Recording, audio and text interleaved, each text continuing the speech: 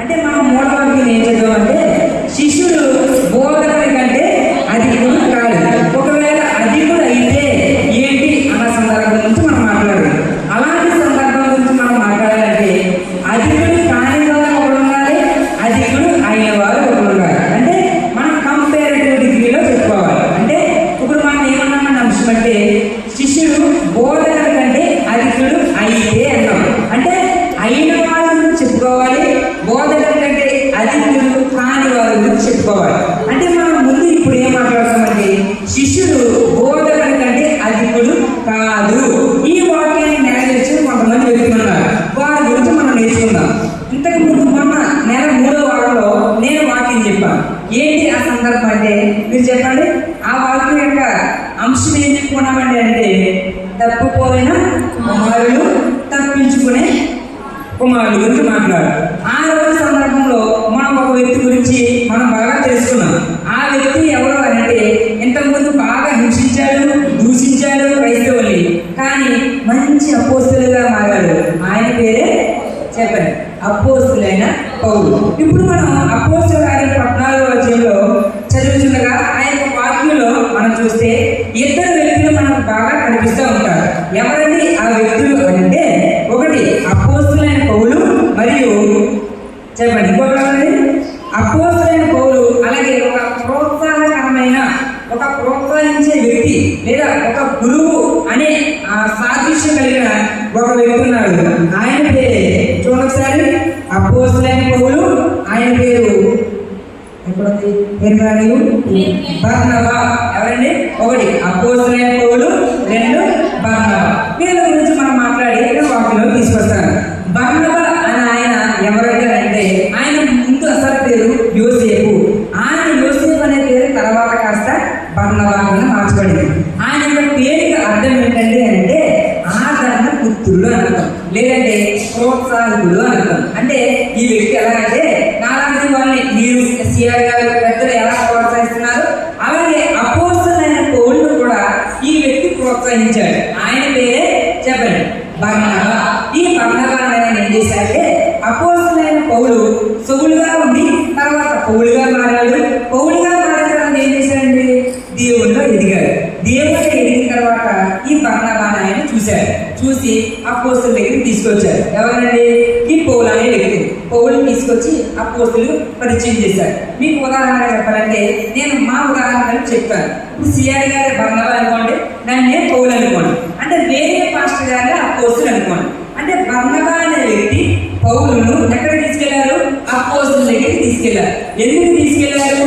ప్రోత్సహించడానికి తీసుకెళ్లారు. అంటే పరిచయం చేయడానికి తీసుకెళ్లారు. ఇప్పుడు చెప్పండి, బర్నబా అనే పేరుకి అర్థం ఏంటండి అంటే చెప్పండి ప్రోత్సహించే వ్యక్తి, ప్రోత్సాహకుడు. ఈయన బర్నబా అనే వ్యక్తి అపోస్తులైన పౌలును ఏం చేశాడు? ప్రోత్సహించాడు. ఈ ప్రోత్సహించే క్రమంలోనే వీళ్ళు ఒక ట్రిప్కి వెళ్ళారు. ఆ ట్రిప్నే మిషనరీ ట్రిప్ అంటారు. దాన్నే ఇంకేమంటారంటే మిషనరీ యొక్క ప్రయాణం అని కూడా అంటారు. ఈ మిషనరీ ప్రయాణం అంటే ఏంటండి అంటే ఎవరైతే దేవుని యొక్క వాక్యం తెలియని వాళ్ళు ఉంటారో, ఎవరైతే చాలా వివిధ రకాల వ్యక్తిత్వం కలిగి ఉంటారో వాళ్ళ మధ్యకి వెళ్ళి దేవుని యొక్క ప్రేమను, దేవుని యొక్క వాక్యాన్ని తెలియజేయడాన్ని మిషనరీ ప్రయాణం అంటూ ఉంటారు. ప్రయాణం అంటే ఏంటంటే ఒక ప్లేస్ నుండి మరొక స్థలానికి వెళ్ళడం. ఈ వెళ్ళే క్రమంలో ఏం చేసేవారంటే దేవుని యొక్క మాటలు పంచేవారు. దాన్నే మిషనరీ ప్రయాణం అన్నారు. ఈ మిషనరీ ప్రయాణం మొదటి ప్రయాణం ఎవరెవరు చేశారంటే అపోస్తులైన పౌలు మరియు చెప్పండి బర్నబా చేశారు. వీళ్ళు అలాగే మిషనరీ ప్రయాణం వెళ్ళారు. ప్రయాణంలో వరకు చాలా రకాలైన ఇబ్బందులు ఎదుర్కొన్నారు. చాలా రకాలైన ఇబ్బందులు ఎదుర్కొని కూడా దేవుడిని పక్కన పెట్టకుండా ఎంతో మంది శిష్యులను తయారు చేశారు. ఆ క్రమంలోనే ఈ యొక్క సందర్భం మనకు కనబడుతూ ఉంటుంది. అందుకే అపోస్తుల కార్యంలో 14వ అధ్యాయము 7వ వచనం చదువుకునండి. లుస్త్రాలో బలహీన పాదములు గల ఎవరు నేను ఆశ్చర్యం. ఇప్పుడు చెప్పండి ఎక్కడండి? లుస్త్రాలో బలహీన పాదములు గల ఎక్కడ ఉండేను. ఈ వచనం చదివితే మనకి ఏమైనా అర్థమైందా అంటే అర్థమైనట్టే ఉంటుంది కానీ చెప్పండి ఏమి అర్థం కాదు. ఎందుకు అర్థం కాదు అని అంటే ఉదాహరణగా చెప్తాను. మునపరులో ఒక బలహీన పాదము గల ఎక్కడ ఉండేను. ఈ విషయం అవును మన ఊళ్ళో ఎవరో బలహీన పాదం గల వ్యక్తి ఉన్నాడు అనుకుంటారు. కానీ మనం ఏమని చదవండి, లుస్త్రాలో బలహీన పాదం గల ఒకడు ఉండేను అని చదివాం. అంటే మొలపరిలో ఒక బలహీన పాదం గల వ్యక్తి ఉన్నాడు అంటే ఆయన ఎక్కడున్నాడు? భారతదేశంలో ఉన్నాడు. భారతదేశంలో ఎక్కడున్నాడు? ఆంధ్రప్రదేశ్లో ఉన్నాడు. ఆంధ్రప్రదేశ్ ఎక్కడున్నాడు? పశ్చిమ గోదావరిలో ఉన్నాడు. పశ్చిమ గోదావరిలో ఎక్కడున్నాడు? పెనుగొండలో ఉన్నాడు. పెనుగొండలో ఎక్కడున్నాడు? ములపూరు పంచాయతీ దగ్గర ఉన్నాడు. ములపూరు పంచాయతీ ఎక్కడున్నాడు? చెరువులో ఉన్నాడు. ఇదంతా తెలుసుకోవడానికి మనం ఏం చేయాలండి? ఇంకా పైన కూడా చదువుకోవాలి. పైన చదువుకోవాలి కాబట్టి 14వ అధ్యాయం మొదటి వచనం చూడండి ఒకసారి.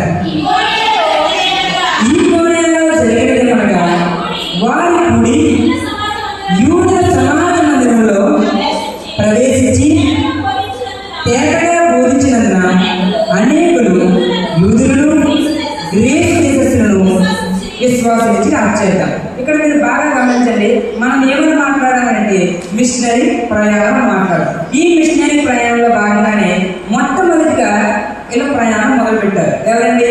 పౌలు, చెప్పండి, మొదలు పెట్టిన తర్వాత అంతియోకయ అనే ప్రాంతాన్ని చేరుకున్నారు. మీకు బాగా గమనించాల్సిన ప్రశ్న ఏంటంటే మొట్టమొదటిగా క్రైస్తవులు అనే పదం ఎక్కడ వచ్చిందంటే అక్కడే వచ్చింది. ఇప్పుడు చెప్పండి, ఎక్కడ వచ్చిందంటే క్రైస్తవులు అనే పదం అంతియోకయలో మొట్టమొదటిసారి వచ్చింది. ఆ అంతియోకయ ఆ ప్రాంతంలో సువార్త ప్రకటించారు. ఇప్పుడు మీరు ఎలా అయితే వాక్యం విన్నారు, ఆ రోజుల్లో కూడా వాక్యం విని దేవుడిని తెలుసుకుని కొంతమంది దేవుళ్ళలోకి వచ్చారు. కొంతమంది మత ఉద్దేశకులు ఉంటారు. వాళ్ళు ఏం చేశారంటే లేదు ఇక్కడ చేతికి తప్పు అని చాలా ఇబ్బందులు పెట్టి హింసించారు. హింసిస్తే ఏం జరిగిందంటే అంతియోకయ నుండి ఈ యొక్క అపోస్తలులైన పౌలు మరియు తర్వాత బర్నబా అనే వ్యక్తులు ఈ కొనియా అనే ప్రాంతానికి వచ్చేసారు. ఏంటంటే ఫస్ట్ అంతియోకయ, అక్కడి నుండి ఈ కొనియాకి వచ్చేసారు. ఈ కొనియాలో కూడా సేమ్ అదే వాక్యం ప్రకటించారు. ఎంతో ధైర్యంగా వాళ్ళు చంపేస్తారు అని తెలిసినా కూడా ఎంతో ధైర్యంగా దేవుడి యొక్క వాక్యాన్ని ప్రకటించారు. అక్కడ కాకపోతే ఒక సందర్భం వీళ్ళు ఎదుర్కొన్నారు. ఏంటి ఆ సందర్భం అంటే జనాలందరూ ఏమనుకున్నారంటే పౌల్ని అలాగే ఇంకా బర్నబాను ఇద్దరిని కలిపి చంపేయాలి అని ప్రయత్నం చేశారు. ఈ ప్రయత్నాన్ని వీళ్ళిద్దరూ గమనించి ఆలోచించారు. ఏమంటే మనం చచ్చిపోవడం వల్ల ఏం ఉపయోగం కాదు.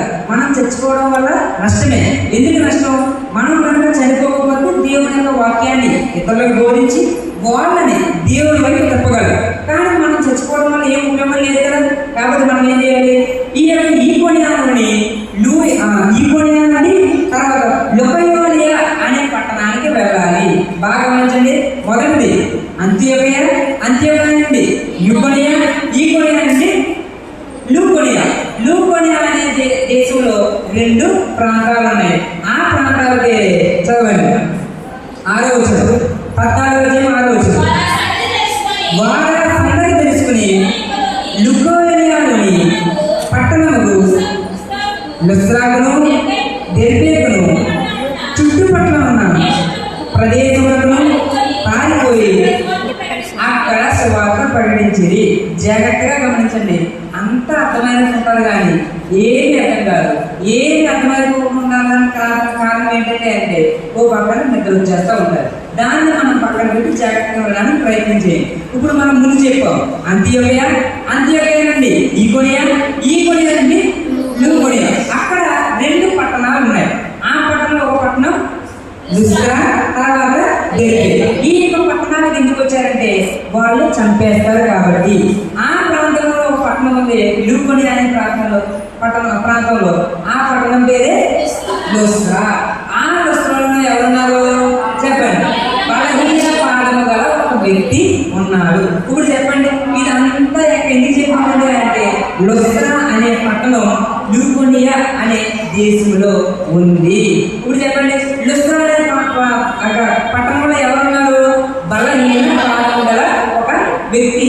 పుట్టుకతోనే అసలు నడక లేకపోతే చాలా బలహీన కూర్చుని ఇక్కడ అపోస్తలులైన పౌలు అలాగే ఇంకా బర్నబా అనే వ్యక్తి వాక్యం చెప్తుంటే విన్నాడని వింటుంటే ఇప్పుడు ఎప్పుడైనా చూడండి, ఎవరైనా ఇక్కడ చెప్పే వ్యక్తులు పరిశుద్ధాత్మ ఆవేశంతో మాట్లాడుతూ ఉంటారు. ఇలా చెప్తూ ఉండగానే పౌలు చెప్తున్నాడు. చెప్తా ఉండగా ఒక వ్యక్తి కనిపించారు. ఆ వ్యక్తి చాలా ఇంట్రెస్ట్ తో వాక్యం ఉన్నాడు, చాలా ఆసక్తి అన్నాడు. ఆ యొక్క వ్యక్తిని చూశాడు పౌలు. నీకు కాళ్ళు బాగలేదు, నుంచో లెగిసి పరిగెత్తాడు అన్నాడు. అంటే ఇక్కడ మనం గమనించాల్సిన విషయం ఏంటంటే దేవుడు తన యొక్క సేవకుల ద్వారా, పరిశుద్ధాత్మ ప్రేరేపణ ద్వారా మనలో ఉన్న బలహీనతలు కూడా ఆయన కనిపెట్టగలడు. అంటే ఇప్పుడు చెప్పండి, పౌలు కూర్చున్న వ్యక్తి బలహీనంగా ఉన్నాడని గ్రహించి ఏమన్నాడు? చూడండి ఏమన్నాడు, అతడు పుట్టినది మొదలుకొని కుంటివాడే ఉన్నాడు, నడుములో కూర్చునివాడు. అతడు పౌలు మాట్లాడాడు, నేను పౌలు అతని వైపు చూశాడు, చూసి ఏం చేశాడు? నువ్వు స్వస్థత కొరకు సిద్ధంగా ఉన్నావా అన్నాడు. తర్వాత నీ పాదములు మోపి సరిగా నివ్వమని దగ్గరగా చెప్పినప్పుడు అతని గొంతులేసి నడివసాగాడు. ఇప్పుడు చెప్పండి, మనం దేవుడి యొక్క వాక్యం చెప్పేవారి వాక్యం జాగ్రత్తగా విన్నప్పుడు ఎవరైతే ఉన్నారో వాళ్ళ మీదకి చెప్పే వాళ్ళ దృష్టి పరిశుద్ధాత్మ దేవుడు తీసుకెళ్తాడు. తీసుకెళ్ళి ఏం చేశాడంటే, మీలో లేదా ఎవరైతే వింటున్నారో వాళ్ళ యొక్క బలహీనతను దేవుడు గుర్తించి వాళ్ళని అక్కడికక్కడే స్వస్థపరుస్తాడు. ఆ స్వస్థతే మనం ఇక్కడ పుస్తకాల్లో ఒక పుట్టుకతోనే కుంటువాడైన ఒక వ్యక్తిని చూస్తాం. ఆ యొక్క వ్యక్తి అప్పుడే జస్ట్ వాక్యం విన్నాడు, పౌలు చెప్పాడు, చెప్పగానే ఆయన ఏముందండి? స్వస్థత పొందాడు. ఇప్పుడు చెప్పండి, మనం కనుక విశ్వాసంతో జాగ్రత్తగా ఆ దేవుని యొక్క వాక్యం వినగలిగితే మనము కూడా ఎంతో టైం కాకుండా ఫ్యూ సెకండ్, కొన్ని నిమిషాలు, కొన్ని సెకండ్స్ లోనే మనం కూడా స్వస్థత పొందగలము అని ఈ యొక్క వాక్యం ద్వారా మనం తెలుసుకున్నాం. ఈ యొక్క గొప్ప సూచక క్రియను చూసిన వ్యక్తులు ఉంటారు. అంటే ఇప్పుడు ఎవరు వాక్యం చెప్తున్నారు? వాక్యం చెప్తున్న ద్వారానే ఒక వ్యక్తి సూచక క్రియ ద్వారా తాను చిన్నప్పటి నుంచి బలహీనత, అంటే కుంటివాడైన వ్యక్తి అప్పుడే కాళ్ళు వచ్చి నడిచింది. అంటే అక్కడ జనాలు ఇలా ఉన్నారు. ఎలా అంటే వాళ్ళు దేవుడిని తెలుసుకోవాలి. మనం ముందే చెప్పాం ఏమని, మిషనరీ ప్రయాణం అంటే ఏంటంటే అంటే దేవుడిని తెలియని వ్యక్తి యొక్క చోటకు వెళ్ళి మనం దేవుడిని చెప్పడం. అంటే అదే విధంగా ఇక్కడ పౌలు వచ్చారు, పౌలు అలాగే బర్నబా వచ్చారు. ఇక్కడ ఇంతకు ముందు అక్కడ వాళ్ళు ఆ యొక్క ప్రదేశం లుస్త్రా, ఆ యొక్క దెర్బే అనే పట్టణాన్ని ఏం చేసేవారంటే గ్రీక్ దేవతలు అలాగే రోమన్ దేవతలకు పూజించేవారు. వాళ్ళు ఉంచారు. కింద వచ్చిన జన సమూహములు జాగ్రత్తగా చదవండి. పౌలు చేసిన దాన్ని చూసి లుకయోనియ భాషలో దేవతలు మనుష్య రూపము తాచి మన ఎదురు దిగి వచ్చిన్నారని కేకవేసి బర్నబాకు దుర్వ్యక్తియు పౌలు ముఖ్య ప్రసంగి అయినందున అతనికి చేరిపెట్టిన ఆచారం. ఇప్పుడు చెప్పండి, ఇప్పుడు ఎవరో స్వస్థపరిచారు. స్వస్థపరిచిన పక్కన జనాలంతా ఏమనుకుంటారండి? ఇప్పుడు మనం ఉన్నాం, మనం ఎవరినో స్వస్థపరిస్తే దేవుడు స్వస్థపరిచాడు అంటాం. ఎందుకంటామంటే మనం దేవుడిని తెలుసుకున్నాం కాబట్టి. అదే దేవుడిని తెలియని వారి మధ్యకి వెళ్ళి మనం స్వస్థపరిస్తే వాళ్ళు ఏమనుకుంటారు? వాళ్ళ దేవుడే, చెప్పండి, వాళ్ళ దేవుడే మనుష్య రూపంలో వచ్చారని అనుకుంటారు. అదే సేమ్ ఇదే జరిగింది. ఎక్కడ అంటే లుస్త్రా ప్రాంతంలో ఏం జరిగిందంటే జన సమూహాలలో చూశారు. చూసి అపోస్తలులైన పౌలు అలాగే బర్నబాను చూశారు. మన దేవుడు, మన దేవతలు ఏం చేశారు? మనుష్య రూపంలో దాల్చి మన మధ్యకు వచ్చి ఈ యొక్క సూచక్రియలు చేశారు అని 2 పేర్లు పెట్టారు. ఎవరెవరికి పేర్లు పెట్టారంటే, ఒకటి బర్నబాకు, 2 పౌలు. ఏమేమి పేర్లు అంటే బర్నబాకు ద్యుపతి అని అలాగే పౌలుకు ఎర్మే అని పేరు పెట్టారు. ఈ ఇద్దరు దేవతల గురించి మనం తెలుసుకుని ముందుకెళ్దాం. ఈ యొక్క ద్యుపతి అనే అర్థం ఏంటంటే బృహస్పతి అనే అర్థం. ఈ ద్యుపతి అంటే ఏంటంటే అంటే ద్యు అంటే ఆకాశము మరియు స్వర్గము అని అర్థం. ద్యుపతి అంటే అధిపతి అని అర్థం. అంటే భూలోకానికి, ఆకాశానికి, స్వర్గానికి అధిపతి ఈ యొక్క ద్యుపతి. ఈ ద్యుపతి అనే యొక్క దేవత ఎక్కడి నుండి వచ్చిందండి అంటే గ్రీకులు వారి యొక్క దేవతల యొక్క వాళ్ళ దేవతలు వాళ్ళకి పుస్తకాలు ఉన్నాయి. ఆ పుస్తకాలనే పురాణాలు అంటారు. పురాణాలు ఎవరైనా తెలుసండి? పురాణాలు అంటే ఏంటంటే పూర్వం జరిగిన కథలు అర్థం. వాళ్ళకి పురాణాలు ఉన్నాయి. ఒక 18 పురాణాల దాకా వాళ్ళకు ఉంటా ఉన్నాయి. అదే విధంగా గ్రీకు వారికి కొన్ని పురాణాలు ఉన్నాయి. ఆ పురాణాలలో ఉన్న యొక్క దేవతే చెప్పండి ఈ యొక్క ద్యుపతి. ఈ ద్యుపతి అనేది ఆకాశానికి చెప్పండి అలాగే స్వర్గానికి కూడా అధిపతి. ఇదంతా చెప్తుంటే మీకు ఏమర్థమైందో అర్థమవుతుందో నాకు తెలియదు, కానీ బాధపడకండి. చాలా మంది కోరుకున్నారని నాకు అర్థమైంది. కాబట్టి తొందరగా తీసుకోవడానికి ప్రయత్నం చేస్తారు. జుపతి అంటే ఇప్పుడు మనం చెప్పాం, ఈ జుపతి అనే వ్యక్తికి మనం కనుక పూజిస్తే ఏం జరుగుతుందంటే ఆమె మనల్ని స్వర్గానికి తీసుకొస్తుంది. కాబట్టి ఆమెకు బర్నబా అని పేరు పెట్టారు. అంటే ఇప్పుడు బాగా గమనించండి, బర్నబా ఉన్నాడు, తర్వాత పౌలు ఉన్నాడు. బర్నబాకి ఏం పేరు పెట్టారండి? జుపతి. బర్నబా అనే వ్యక్తి మంచి పెద్దగా అలాగే గంభీర యొక్క స్వరం కలిగి ఉన్నాడు కాబట్టి అతనికి జుపతి అని పెట్టారు. దీన్ని మనం దేవతలకు రాజు అని అర్థం. తర్వాత పౌలుకి ఇంకొక పేరు పెట్టారు. ఆ పేరే చెప్పండి, హెర్మే. హెర్మే అనగా అర్థం ఏంటంటే వార్తావనుడు అని అర్థం. అంటే వార్తలు చెప్పేవాడు. వార్తలు చెప్పేవాడు అంటే టీవీలో చెప్పేవాడు కాదు. వార్తలు చెప్పేవాడు అంటే దేవుడి దగ్గర నుంచి మనుషులకు తెలియజేసే సమాచారాన్ని తీసుకొచ్చేవాడు అని అర్థం. అంటే మీరు చెప్పండి, ఇప్పుడు ఆ పౌలుకి ఏం పేరు పెట్టారండి? హెర్మే. పౌలు హెర్మే అనే పేరు ఎందుకు పెట్టాలి అంటే, ఇప్పుడు పౌలు ఏం చేస్తున్నాడు? మంచిగా వాక్చాతుర్యంతో మంచిగా ప్రసంగం చేస్తున్నాడు కాబట్టి ఓహో దేవుడు పక్కనే ఉన్నాడు. దేవత, ఆ దేవత ఏం పేరు? జుపతి. జుపతి యొక్క సేవకుడు ఎవరు? దేవత ఎవరు? ఈ యొక్క హెర్మే అంటే పౌలు చెప్తున్నాడు కాబట్టి పౌలుకి ఏం పేరు పెట్టారు? హెర్మే అని పేరు పెట్టారు. బర్నబాకి ఏం పెట్టారు అంటే, బర్నబా అంటే ఆ యొక్క దేవతలకు రాజు అని వాళ్ళు భావించిన వ్యక్తి ఏం పేరు పెట్టారండి అంటే చెప్పండి, జుపతి అని పేరు పెట్టారు. ఇదంతా జరిగిన తర్వాత కింద జరిగింది చూడండి ఒకసారి.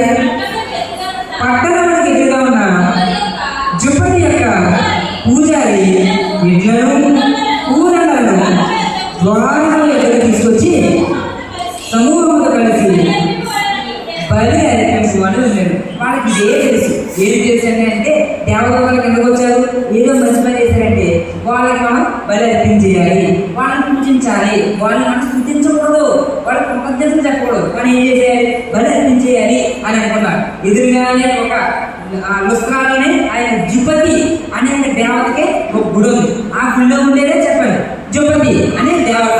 ఆ జుపతి దేవతలో పూజారి ఉన్నారు. ఎవరండి? పూజారి. ఈ పూజారి ఏం చేస్తా ఉంటాడు? పూజలు చేసేవాళ్ళు పూజారి అంటా ఉంటాడు. పూజారికి పాస్టర్కి చాలా తేడా ఉంది, గమనించారు. పూజారి అంటే పూజలు చేసి వాళ్ళే బోధించాలి. పాస్టర్ అలా కాదు, వాళ్ళే బోధించాలి, మనము బోధించాలి, అంతా సమానం ఇక్కడ నడిచేది. అంటే పూజారి ఉన్నాడు. ఆ పూజారి ఏం చేశాడు?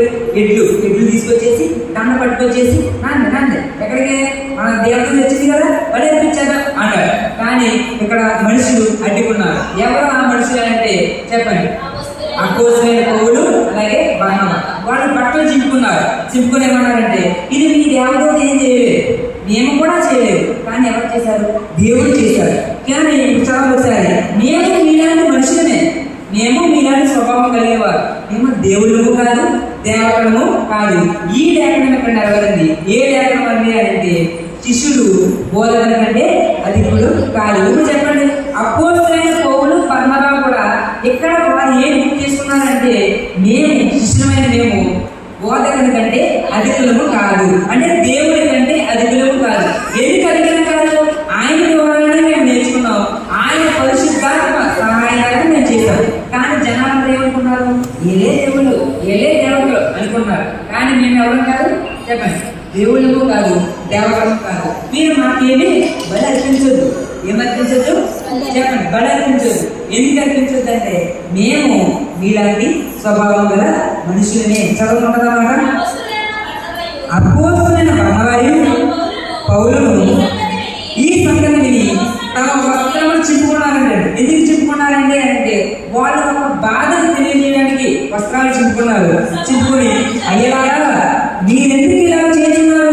మేము కూడా మీ వంటి స్వభావం గల మీరు ఈ వ్యక్తమైన వాటిని విడిచిపెట్టి ఆకాశపు భూమిని దానిలో సమస్తము సృష్టించిన సజీవం గల దేవుడు మీరు తెలుసుకోండి అని చెప్పారు. ఇప్పుడు చెప్పండి, ఈ రోజుల్లో కనుక అలాంటి సూచక్రియలు అలాంటి మంచి పనులు చేస్తే మనిషి కూడా మనం అంతే కాదు. ఇది ఎవరైనా నెరవేరిందనంటే పౌలులోని తర్వాత బర్నబాలో నెరవేరింది. ఇదంతా జరిగిన తర్వాత ఒక పట్టణం అయింది. ఆ పట్టణమే చెప్పండి లుస్త్రా. ఈ లుస్త్రా అనే పట్టణంలో రెండు దేవతలు వాళ్ళ యొక్క దేవతల గురించి మనం మాట్లాడాలి. ఆ దేవతల గురించి మాట్లాడితే అపోస్తలులైన పౌలు అలాగే ఇంకా బర్నబా కూడా వాళ్ళను వాళ్ళు తగ్గించుకుని విధేయత కలిగి మా ద్వారా కాదు, మేము మనిషి ద్వారా స్వభావం కలవాలి, మీలాగే మేము మనిషి యొక్క స్వభావం కలవాలి.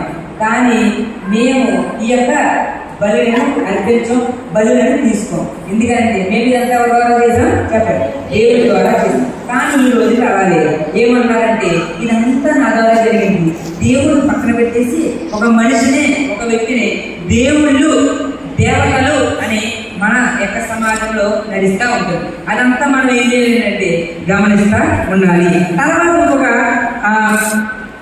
19 చూడండి.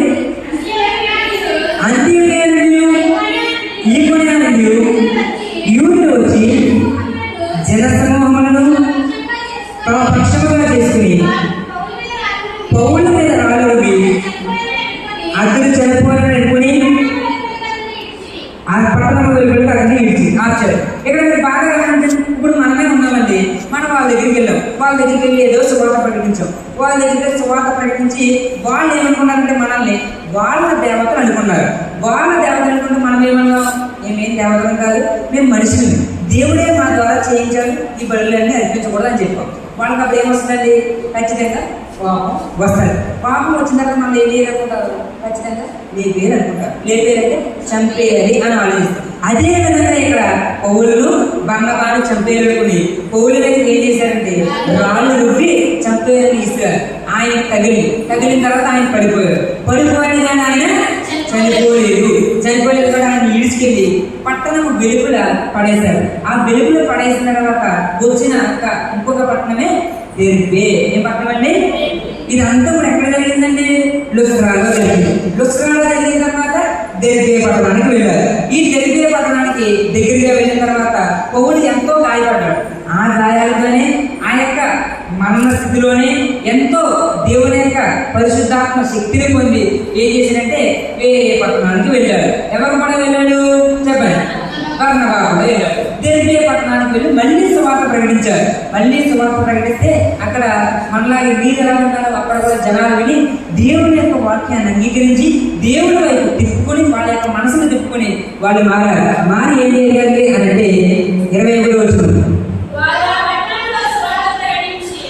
వాళ్ళ పట్టణంలో సువార్త ప్రకటించి అన్యుల శిష్యులుగా చేసిన తర్వాత లుస్త్రాను, ఈకొనియను, అంతియోకియాకు తిరిగి వచ్చి. ఇప్పుడు చెప్పండి, లుస్త్రాలో శిష్యులు తయారు చేశారంటే చేయలేదు. కానీ ఎక్కడ చేశారు?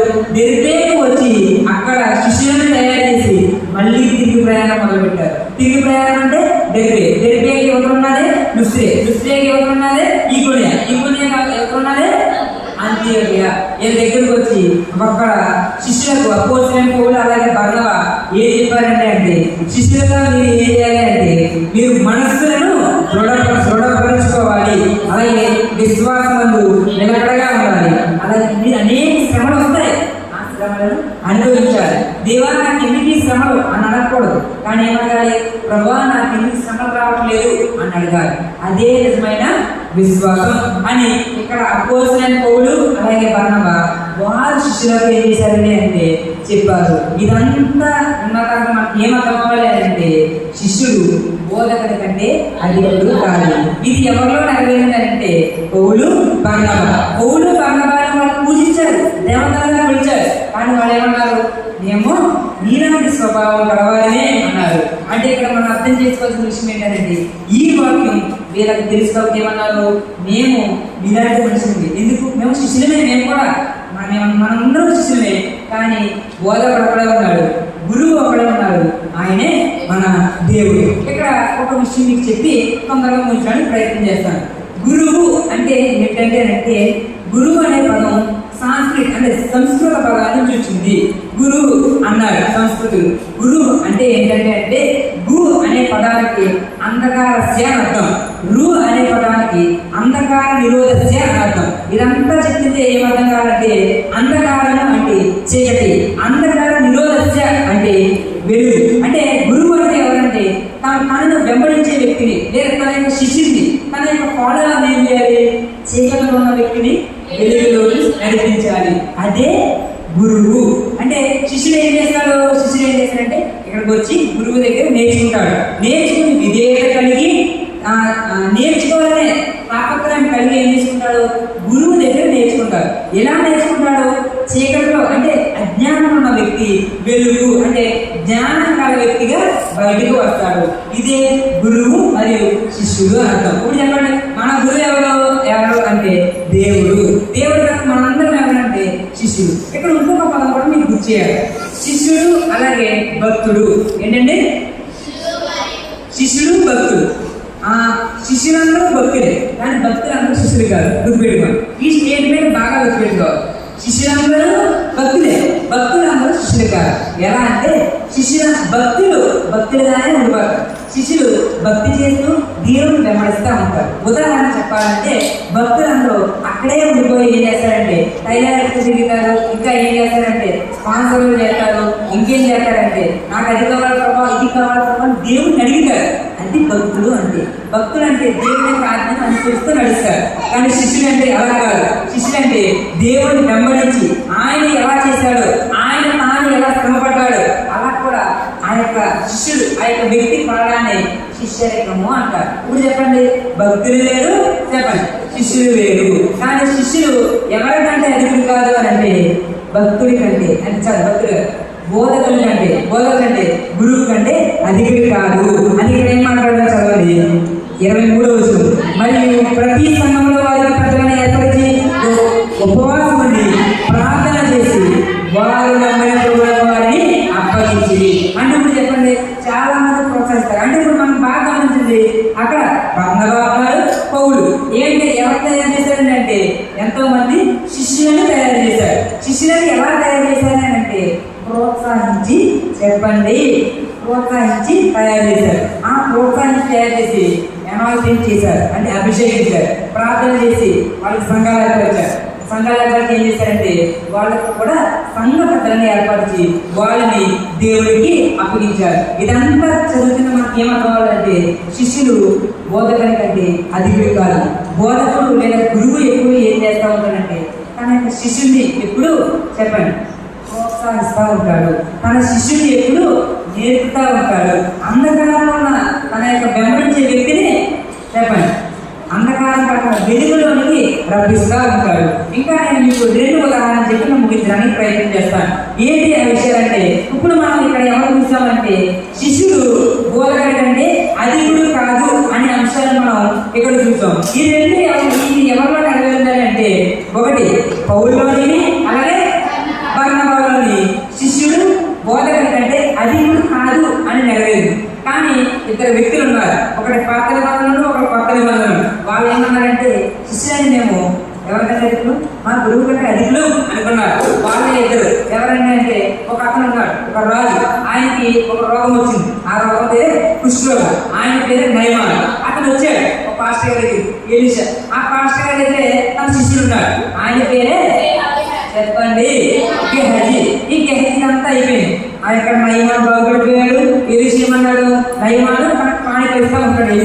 ఎలీషా ఏమంటాడు, నాకు పాణికరేం వద్దు వెళ్ళిపో అంటాడు. కానీ గెహజీ ఏం చేస్తాడు, దురాశ కలిగి నా యొక్క గురువు వద్దంటే నాకు ఏమైంది, నేను తీసుకుంటా, ఆయన నేను తీసుకుంటానని చెప్పి వెనకాల వచ్చాడు. వచ్చి ఏం చేశాడు, నయమాన్ నాటి తన యొక్క గురువుకి ఇవ్వాల్సిన కాಣಿక ఏం చేశాడు, ఇతనే తీసుకుని నాశనానికి దారి తీసుకున్నాడు. అది వెంటనే ఎవరు తెలుసుకోవాలండి, ఎలీషా తెలిసిపోయింది. ఎలీషా వచ్చినట్టు అడిగాడు, ఏమని ఎక్కడికి వెళ్ళావు అన్నాడు. నేను ఎక్కడికి వెళ్ళలేదు, మా ఇంటికి వెళ్ళాలి. నేను ఎక్కడికి వెళ్ళాలని అన్నాడు. నువ్వు ఎక్కడికి వెళ్ళావు నాకు తెలుసు, నువ్వు అక్కడ అబద్ధవాడు ఏం చేసావు, నన్ను అంటే బోధకు నన్ను గురువునని నన్ను నువ్వేం చేసావు, నువ్వే శిష్యుడు అయితే నువ్వేం చేసావు అధికంగా భావిస్తున్నావు. కాబట్టి నీకు ఎలాగా దేవుడి దగ్గర శిక్ష ఉండాలి అన్నాడు. ఇప్పుడు చెప్పండి మన కంపెనీ ఏంటి, పౌలు మరియు బర్నబా దేవుడిని అంటే తన యొక్క గురువునే ముందు ఉంచారు. శిష్యులు తమ తమకు తగ్గించుకున్నారు. కానీ ఇక్కడ నయమాన్ యొక్క సందర్భంలో ఎలీషా గురువు, ఆ యొక్క గెహజీ శిష్యుడు. గెహజీ ఏమనుకున్నాడు, నేను నా గురువు కంటే చెప్పండి అధికుడిని అనుకున్నాడు. అలాగే ఇంకొక వ్యక్తి ఉన్నాడు, ఈ చెప్పు ఇచ్చేస్తాను. ఆ వ్యక్తి యేసుక్రీస్తుని ఫాలో అంటే యేసుక్రీస్తుని వెంబడించిన శిష్యుడు ఒకడు. అతడే అంతకుడు, అతడే యూదా ఇస్కరియోతు. ఇతను ఏం చేశాడు, దేవుడినే అంటే తన యొక్క గురువునే తన యొక్క బోధకుని ఏం చేశాడంటే తప్పు చేసి ఆయనే హెచ్చించుకున్నాడు. అంటే ఏం చేశాడు, శిష్యుడు బోధకుడి కంటే అధికుడైపోయాడు కాబట్టి తనను తాను ఉద్దేశించి చచ్చిపోయాడు. ఎవరండి చెప్పండి? ఇస్కరియోతు యూదా. ఇదంతా గమనిస్తే మనకి ఏమనుకోవాలి అంటే చెప్పండి, శిష్యుడు బోధకుడి కంటే అధికుడు కాదు. అందుకే అపోస్తలుడైన పౌలు అలాగే మనకి బర్నబా మనకి సాదృశ్యంగా ఉన్నారు. వాళ్ళు ఏం చెప్పారంటే మనం ఏం చేసినా మన శిష్యులుగా ఉన్నట్లయితే మనం ఏం చేసినా మన యొక్క బోధకుడు దేవుడినే మన గురువునే మనం ముందు పెట్టాలి. కానీ మనల్ని మనం ముందు పెట్టుకోకూడదు.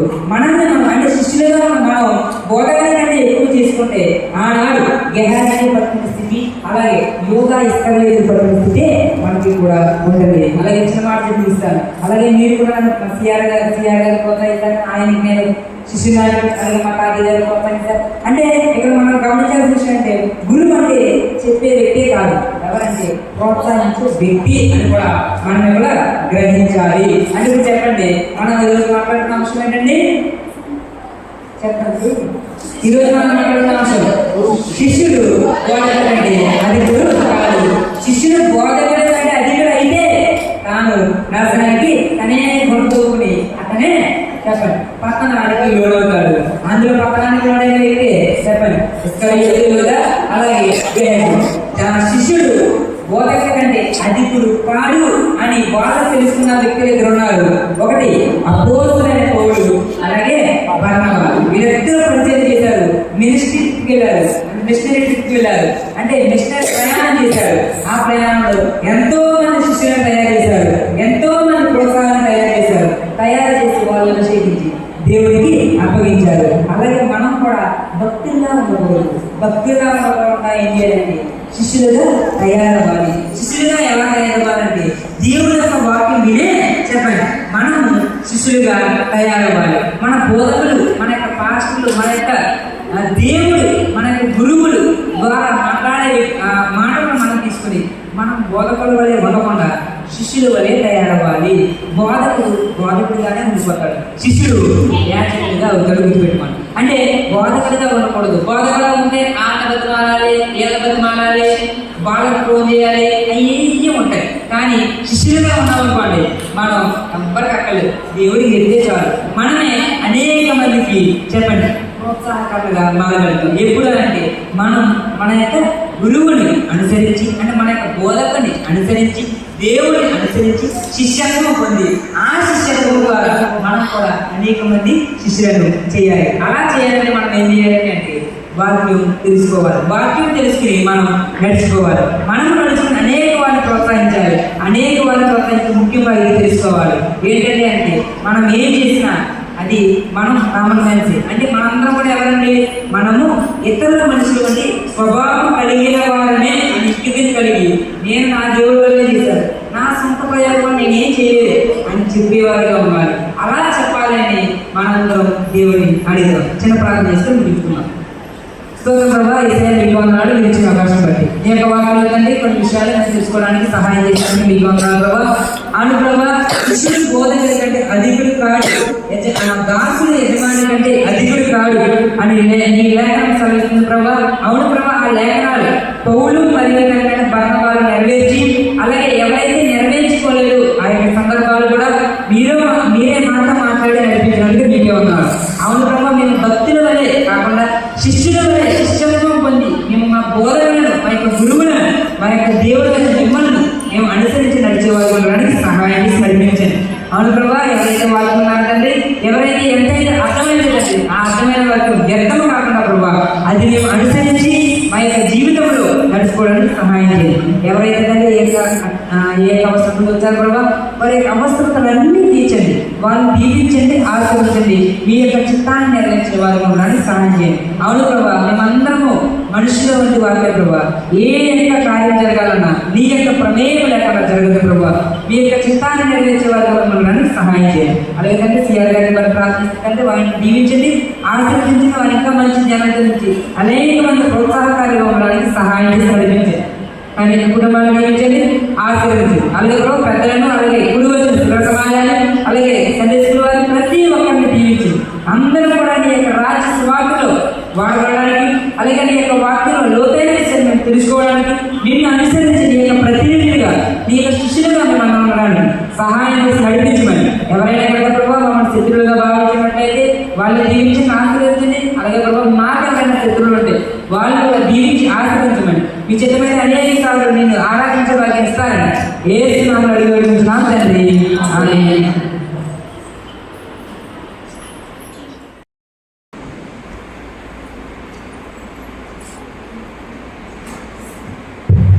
ముందుగా సమస్త మహిమాగంత ప్రభావం మన యేసయ్యకే చెల్లును గాక. ఆమేన్. ఆమేన్. నాకు ఈ యొక్క అవకాశం ఇచ్చినటువంటి సిఆర్ గారికి ప్రత్యేకమైన వందనాలు తెలియజేస్తున్నాను.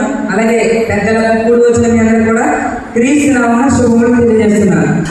ఈ యొక్క త్రిత్వంలోని 7వ ఆదివారం ఏర్పాటు చేయబడిన వాక్య భాగాలు కొన్ని విషయాలు మనం తెలుసుకోవడానికి ప్రయత్నం చేద్దాం.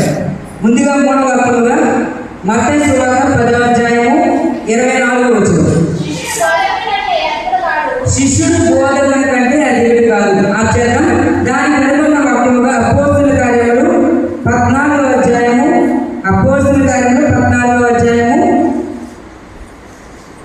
22వ వచనం. శిష్యుల మనసులను దృఢపరిచి విశ్వాసమును నిలకడగా ఉన్నవాళ్ళను అనేక శ్రమలను అనుభవించి మనము దేవుని రాజ్యంలో ప్రవేశింపవాలని వారిని హెచ్చరించింది. చిన్న ప్రార్థన చేసుకుని వాక్యంలో రావాలి. స్తోత్రం ప్రభావ యేసయ్య మీకు వందనాలు. మీరు ఇచ్చిన అవకాశం బట్టి మీకు వందనాలు ప్రభావ. ఎందుకైతే ఇప్పుడున్నామో నీకే తెలుసు ప్రభావ. అంతరంగ దేవ నీకు స్తోత్రం. ఇదిగో తండ్రి ఈ యొక్క వాక్యం ధ్యానించగా లోతైన విషయాలు నేను తెలుసుకోవడానికి మీరే సహాయం చేయండి. నేను